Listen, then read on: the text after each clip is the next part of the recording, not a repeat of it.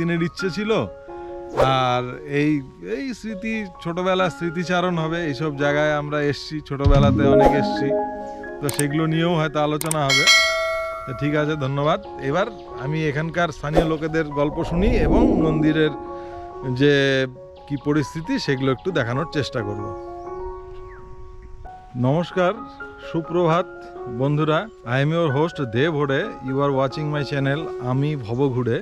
You may know I am blogging for the people, places, food and festival. তো আমি আজকে এখানে এসেছি, এটার সাথে অনেক ইতিহাস জড়িত আছে এবং ভারত এবং প্রতিবেশী রাষ্ট্র বাংলাদেশ, সেখানকার অনেক রাজনৈতিক বিষয় এটার সাথে জড়িত আছে এবং পূর্ববর্তী বাংলার নবাব, ফৌজদার, এগুলো অনেক গল্প আছে, সেগুলো আমি পরে বলছি।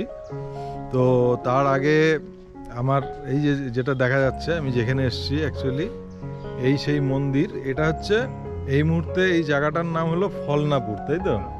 ফলনাপুর। এটা আসতে হয়, রাস্তা কিছুটা দেখিয়েছি। এটা শীতলকুচি ব্লকের অন্তর্গত মহিষমুড়ি গ্রাম পঞ্চায়েত, সাঙারবাড়ি সরকারের হাট। মানে প্রথমে হচ্ছে জটামারি হেলথ সেন্টারের পাশ দিয়ে সাঙারবাড়ি, তারপর সরকারের হাট এবং অবশেষে এখানে মহিষমুড়ি এবং এই ফলনাপুর। এই মন্দিরে এসেছি। অ্যাকচুয়ালি এইটার সম্বন্ধে আমি অতটা ওয়াকিবহল নই। আমি এটা শুনেছি আমার দাদা এবং নাট্য সহকর্মী জয়ন্ত গুহ ঠাকুরতা, উনি অনেক দিন আগে এই বিষয়টা নিয়ে লিখেছিলেন এবং ওনার থেকেই জানা যে 2018-তে যে আমাদের ছিটমহল যেটা বিনিময় হয়, তখন এটা এই বাংলাদেশ থেকে এখানে এসছে, ভারতবর্ষের এই জায়গাতে এসছে এই মন্দির, এবং সুপ্রাচীন মন্দির। এবং ভেরি রিসেন্ট উত্তরবঙ্গ সংবাদে এটার উপরে একটা আর্টিকেল বেরিয়েছিল। তো আমি যা কিছু জেনেছি সবই হচ্ছে জয়ন্ত গুহ ঠাকুরতা, উনার পাতার থেকে আমি পেয়েছি এবং উনার থেকেই যা আমি বলবো, সমস্ত কিছু ভুল হলে সেটা দায় আমার, আর যা কিছু আমি বলবো total credit goes to Jayanta Guha Thakurta. তো যাই হোক, আমি এখানে কিছু লোক পেয়েছি যারা এখানকার, তাদের সাথে এবার কথা বলবো। কথা বলে নিয়ে মন্দিরের যে ব্যাপারটা আছে সেটা আমরা দেখার চেষ্টা করব। ধন্যবাদ, সঙ্গে থাকুন, দেখতে থাকুন। আমি ভবঘুরে এবং আপনাদের হোস্ট দেব হরে। এবং আমার সাথে আজকে যে এসছে আমার বন্ধু, একদম ছোটোবেলার বাল্যকালের বন্ধু, সে হচ্ছে পঙ্কজ। ও দূরে থাকে, জামশেদপুরে থাকে। তো আজকে আমাদের দুটো কাজই হবে। এখানে আসারও অনেক দিনের ইচ্ছে ছিল, রিটার্ন করতে হয়েছিল এয়ারপোর্টে। এখানে দেখলাম না, পোষাবে না। এয়ারপোর্ট থেকে বাইরে এলাম, বাইরে দিল্লি যেটা ন্যাশনাল, বাইরে আসে।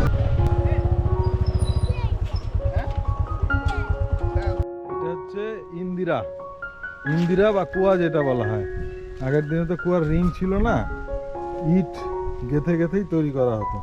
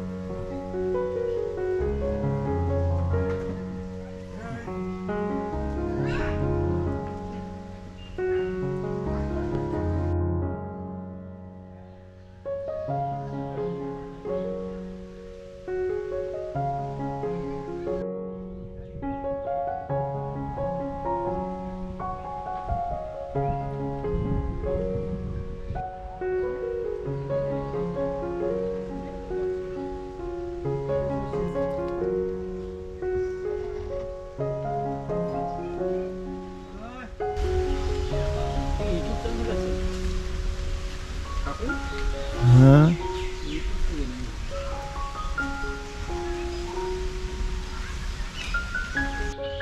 তো নমস্কার, আরেকবার welcome back to my channel. তো আমি যেই জায়গাতে এসেছি এখনই বললাম তার বিবরণ। তো এনারা এখানকার স্থানীয়, আমি জানি না এনাদের সাথে মন্দিরে কি সম্পর্ক বা কি আছে তাও জানি না, কিন্তু এদের থেকে প্রথমে শুনে নিই এনারা যেহেতু এতদিন থেকে এখানে আছেন। আমরা তো বহু বছর থেকে আমরা এখানে আছি। আচ্ছা, এই মুহূর্তে এই মন্দিরটার দেখভাল কে করে? আমরা বর্তমান আমার নাম নারায়ণ বর্মন। এক এক করে বলেন। সুশীল বর্মন। আপনার নাম? নারায়ণ বর্মন। ও, আপনার আগাগোড়াই ভারতীয় নাগরিক, এখানকারই স্থানীয় লোক। আচ্ছা, এই যে মন্দিরটা, এটা কে নির্মাণ করেছিল, প্রথম কে নির্মাণ করে এই সম্বন্ধে জানা আছে? আমাদের যেটা মানে জানাকালীন আমরা যেটা জানি আর কি, রায়চৌধুরী সুধীর রায় ছিল, সুধীর রায়চৌধুরী, তাদেরই নির্মাণ ছিল। আচ্ছা, তাদেরই স্থান ছিল এই জায়গায়। আমরা তাদের বাড়িতে মনে করো বাসিন্দা হয়েছিলাম। আচ্ছা আচ্ছা, আমরা এই জায়গায় ছিলাম, তাদের বাসিন্দা হয়ে তাদের জমিতে এখনো পর্যন্ত বাস করছে। আচ্ছা, ঠিক আছে। তারা কোথায় চলে গেছেন? তারা বাড়ির জমি জায়গা সব বিক্রি করে দিয়ে এখান থেকে চলে গেছে। ঠিক আছে। আর মন্দিরের যে পূজা পালি সেটা আমরাই করছি। আপনারাই করেন? ঠিক আছে। এই মন্দিরে আমরা একটু উঠে দেখতে পারবো? অবশ্যই। তো মন্দিরের যে দেখা যাচ্ছে, পঙ্কজ এসো,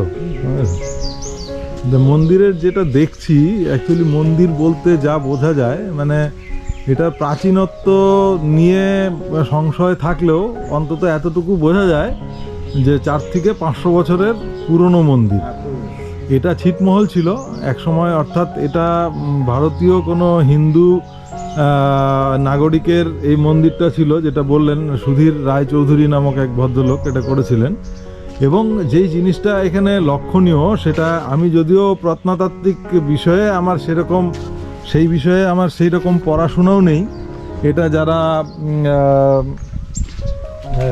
প্রত্নতাত্ত্বিক বিষয় নিয়ে গবেষণা করেন তারাই এর প্রাচীনত্বের ঠিক সঠিক হিসেব দিতে পারবেন, সেখানে অনেক বিষয়গুলো জড়িত থাকে। তো কিন্তু এই মন্দির গাত্রের যে নকশা, এগুলো নিশ্চয়ই পরবর্তীকালে আর কোনো রেনোভেশন হয়নি বা চেঞ্জ হয়নি সেই দেখে। এবং মন্দিরের যে ইটের যে সাইজ যেটা দেখলাম, মন্দিরের ইটগুলো কিন্তু খুবই সরু সরু ইট, এই যেটা দেখা যাচ্ছে কিছু ভগ্নবশেষ থেকে, হ্যাঁ, খুব পাতলা ইট। এবং এটা মোটামুটি 500-600 বছর আগে এই ধরনের ইট, 500-600 কি, হ্যাঁ এরকম, হ্যাঁ 500-600 বছর আগে এই ধরনের ইটের প্রচলন ছিল। আমরা যদি কুচবিহারের রাজবাড়ির যে নির্মাণ শৈলী এবং সেখানে যে ইটের ব্যবহার, তাছাড়াও আরও বীরভূমে বিভিন্ন জায়গাতে আমি দেখেছি যে এইরকম যেগুলো প্রাচীন যে মন্দির বা খিলান বা দরজা যেগুলো আছে, সেগুলোর গঠন প্রণালীগুলো এরকম, এবং এই ইটের যে সাইজ ঠিক এরকম পেয়েছি। সেই থেকে আমার অনুমান হয় এটা হয়তোবা 500-600 বছরের পুরনো হতে পারে। এবার এই ছিটমহল যেটা, তো এই দিক দিয়ে একটু ভেতরে ঢোকার চেষ্টা করি, তারপরে আবার একটা রাউন্ড দেবো। হ্যাঁ, তো এই যে দেখা যাচ্ছে, এই যে মন্দিরটা কিন্তু প্রায় ভেঙে যাওয়ার মতনই, কিন্তু এখানে একটা আশ্চর্যভাবে এই যে গাছ, বট গাছ যেমন দালান নষ্টও করে, আবার একইভাবে বট গাছের শেকড় যদি একবার বিল্ডিংয়ে গেড়ে যায় তাহলে কিন্তু সেটাকে রক্ষা করার কাজেই আটকে রয়েছে এই বট গাছের শিকড়ে। তো এটা যে কোনো প্রাকৃতিক দুর্যোগ যদি হয়, বড় ধরনের ভূমিকম্প বা কিছু, তখন কি হবে সেটা কিন্তু একটা প্রশ্ন থেকেই যায়। তো এই যে দেখা যাচ্ছে এই ছোট ছোট খুপড়ি এবং যে ইট, এক অদ্ভুত নিদর্শন। এই এতদ অঞ্চলে মাথাভাঙা এবং কুচবিহারের কুচবিহারে তো অনেক কুচবিহার রাজবাড়ির নিদর্শন আছে, প্রাচীন নিদর্শন, কিন্তু মাথাভাঙা, শীতলকুচি, সিতাই এর কাছে পিঠে এই ধরনের নির্মাণ শৈলী বা এরকম বিল্ডিং আমি তো দেখিনি। এগুলো ছিল আর্ট, এগুলোর মধ্যে আঁকা ছিল না? এই যে এই যে মূর্তি, যেগুলো মন্দির গাত্রের যে মূর্তি, সম্পূর্ণ জায়গায় এই যে একটা দেখা যাচ্ছে, এটা হচ্ছে তীর ধনুক। রাম লক্ষ্মণ, হ্যাঁ রাম লক্ষ্মণের মূর্তি ছিল, এনারাও দেখেছেন। এবার সময়ের সাথে সাথে কি হবে, এগুলো নষ্ট হতে থাকবে, এটাই স্বাভাবিক। তে কেউ আর এগুলোর উপরে সিমেন্ট বা এগুলো দেয়নি, তাই তো? আগে তো প্রচুর জঙ্গল ছিল।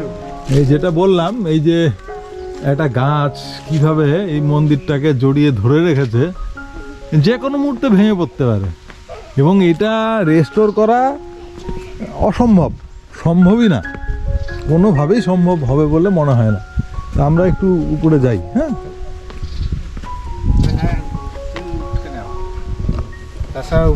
ভয় লাগবে না ভয় লাগবে না। এই যে দেখা যাচ্ছে, এই যে এটাতে আমরা ওঠার চেষ্টা করছি। এখানে সিঁড়ি, একটা অস্থায়ী সিঁড়ি নিশ্চয়ই। আগে মন্দিরটা যেহেতু এত উঁচুতে, এখানে কোনো বিল্ডিং এর সঙ্গে কোনো সিঁড়ি নিশ্চয়ই ছিল। হ্যাঁ, সেগুলো ভেঙে গেছে।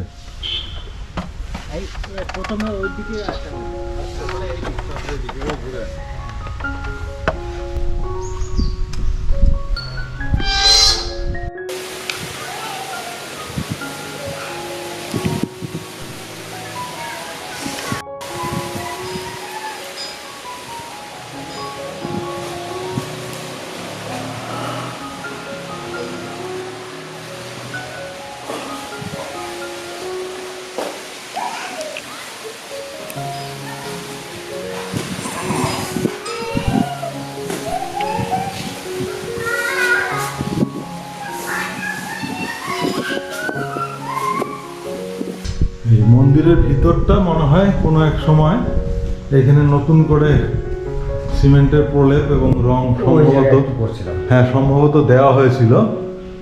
কিন্তু যেটা দুঃখের বিষয়, সেখানে হচ্ছে মন্দিরের যে বিগ্রহ, ধরুন 500 বছর, 5 থেকে 600 বছরের পুরনো যদি মন্দির হয়, তাহলে নিশ্চয়ই সেই সময় প্রাচীন কোনো বিগ্রহ থাকার কথা। কিন্তু সেই ধরনের কোনো বিগ্রহ এখানে নেই। ওনারা মন্দির যেহেতু, সেই হিসেবে এখানে অনুষ্ঠান এবং রাধাকৃষ্ণের বিগ্রহ পূজা ওনারা করে থাকেন, এবং এখানে মনসারও দেখা যাচ্ছে। স্থানীয় লোকেদের বিশ্বাস আছে, ঠাকুরগুলো আছে তাদের ঘরে। ও, এখানকার যে মালিক যারা ছিলেন তাদের ওখানেই আছে, রায়চৌধুরীদের কাছেই আছে। যখন আমরা, ওনারা এখন কোন দেশে থাকে? এখানে মনে করো ওই 4 মাইল, 4 মাইল, এই যে কাউডার 4 মাইল, হ্যাঁ হ্যাঁ হ্যাঁ, ওখানেই থাকেন। আচ্ছা, যখন পূজা পার্বণ হয় তখন ঠাকুরগুলোকে নিয়ে আসি। ও, ওখান থেকে আনা হয়? ওটা কি পাথরের মূর্তি কি ধাতুর মূর্তি? পিতলের মূর্তি, সব পিতলের মূর্তি। আচ্ছা আচ্ছা আচ্ছা। কারণ আমরা অনেক সময় গরিব মানুষ, আমরা থাকি না বাড়িতে, হ্যাঁ হ্যাঁ হ্যাঁ, রাখা হয় না। না রাখলে চুরি হয়ে যেতে পারে। ঠিকই করেছেন। আবার পূজার সময় করে নিয়ে আসি। ঠাকুরগুলো এখনো আছে, ছিল বসানো ছিল ছোট ছোট করে, কবি কবি করে। ওগুলো এখন নাই, তাই তো? এখন নাই, উঠে গেছে, অনেক দিন হয়ে গেল তো, 200 পার হয়ে গেছে। ব্রিটিশ নাকি তখনকারই মন্দির। আচ্ছা, পূজাদের বলো এখানে এবার। যে রায় পরিবার ছিল, সে রায় পরিবারের থেকে এখানে তোলা, হুম, কুচবিহারী মহারাজা নাকি তোলা আদায় করছিল। হ্যাঁ। আসছিল রাজা বেশে আসিয়ে হ্যাঁ। তুলে নিয়ে গেছিল। তোমার নাম কি? তোলা। আমার নাম মিঠুন বর্মন। মিঠুন বর্মন। তোমার বাড়ি কোথায়? বাড়ি আমার ঠাকুরদার নাম রামনাথ বর্মন, রামনাথ বর্মন। ঠাকুমার নাম বালা বর্মন। ওনাদের থেকেই শুনেছি, হ্যাঁ, ওনারা এটা দেখেছে, এই হ্যাঁ, মন্দিরটা যখন হ্যাঁ, ভালো ছিল তখন হ্যাঁ, ওরা জীবিত ছিল। হ্যাঁ, জীবিত ছিল। আচ্ছা, ভাটার সেই রকম কয়লা টয়লা পাওয়া যায় না, হ্যাঁ তো জ্বালানি হিসেবে হ্যাঁ, ওরা চুন ব্যবহার করতো। কালাই যে ছিল না, এই যে এটা যে আছে, এটা কালাই, ঠাকুরি কালাই। হ্যাঁ। ঠাকুরি কালাই যে আঠা একটা বের হয়, হ্যাঁ। চুন দিছিল। হ্যাঁ। তো এখানে চিনি নাকি কি দেওয়া গুড় হয়েছিল। দেওয়া হতো, হ্যাঁ, গুড়, চিনি আর গুড়, কিছু আর আঠা, কি। গদ, হ্যাঁ, হ্যাঁ, তারপরে দিয়ে- কালাই, ওগুলো দিয়ে হ্যাঁ, আর কি মেশিং করে হুম, হুম, বানাইতো, ঠিক আছে। এবং ইট গুলো সরু সরু, ওই জন্যই, যেহেতু আগে আর সেরকম এখানকার যে- হিট দেওয়ার প্রসেস ছিল না, মানে কাঠ দিয়ে জ্বালানো হতো। এখন যেমন কয়লা দিয়ে হ্যাঁ, জ্বালানো হয়, ইটগুলোর সাইজ অনেক মোটা হয়, সেই কাঠ দিয়ে জ্বালানো হয় বলে ইটের সাইজ আর গুলো এক সরু। একটা ডিজাইন, এক একটা ডিজাইন দেখলে মাথা ঘুরে যাবে। এই দেখেন, হুম। এইভাবে এমন নকশা, হুম। নকশাটা এমন ভাবে বানাইছে যে দেখার মতো ছিল। আগে তো ভালোই ছিল, আমার যে 16-17 বছর আগে দেখছিলাম, হুম, হুম, কিছুটা মনে তো থাকবেই। হুম, হুম। দেখছিলাম এই যে যে কত সুন্দর এখানে- ডিজাইন। এই যে এখনো কিছু তার নিদর্শন আছে এই যে। তখনকার এর আগে দিনেও- এতগুলো এত গাছ তখনকার ছিল দিনেও না। লোহা ছিল, লোহার লোহা ছিল। প্রচলন আছে এইখানে দেখা যায় না। এই যে এই যে লোহার প্রচলন আছে, হ্যাঁ, তখনকার দিনেও লোহার প্রচলন ছিল। লোহার ছিল, ওটা এটা ছিল হ্যাঁ। গেটের, ওটা ছিল। আর এই দিক দিয়ে যে ভিতরের যে রহস্যটা ছিল, হুম। ভিতরের যে রহস্যটা ছিল এই যে এই ভিতরে দেখেন এই যে খোপ ছিল, হ্যাঁ, খোপের মধ্যে একটু দেওয়ালের মতো একটু ইসে ছিল, কিন্তু বাড়ানো ছিল। হ্যাঁ, দেওয়ালগুলো খুব মোটা, মানে মোটা 10 ছিল, ইঞ্চি বা তারও মোটা। হ্যাঁ, তার মধ্যেই এই যে খোপের মতো, আলমারির মতো, যেগুলো কুলুম বা এই টাইপের বলা হয়, এখানে বোধহয় হ্যাঁ, এগুলো আর যে এইখানে ছিল, ছিল সব রাম রাবণের রাবণের ইসে ছিল। সবগুলো আর্ট করা ছিল। আচ্ছা খোপগুলোতে মূর্তির মতো আর্ট করা ছিল, আচ্ছা আচ্ছা। সব খুলে খুলে করে। হুম, হুম, হুম। এইখানে কীর্তন হইতো, এই জায়গা না? হ্যাঁ শুনছিলাম। হ্যাঁ হ্যাঁ হ্যাঁ। কিন্তু হ্যাঁ হ্যাঁ, এখন তো বসে গেছে না, বসে গেছে, আরো উপরে হাট ছিল। ছিল, হ্যাঁ।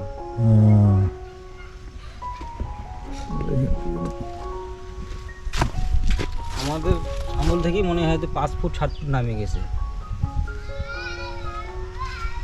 হুম, মোর জ্ঞান থেকে, তোর জ্ঞান থেকে ধরলে তো 20 পারা যাবে। আরে পাগলা, তুই তো সেদিন দেখলু। হ্যাঁ, তো মোর মনে কর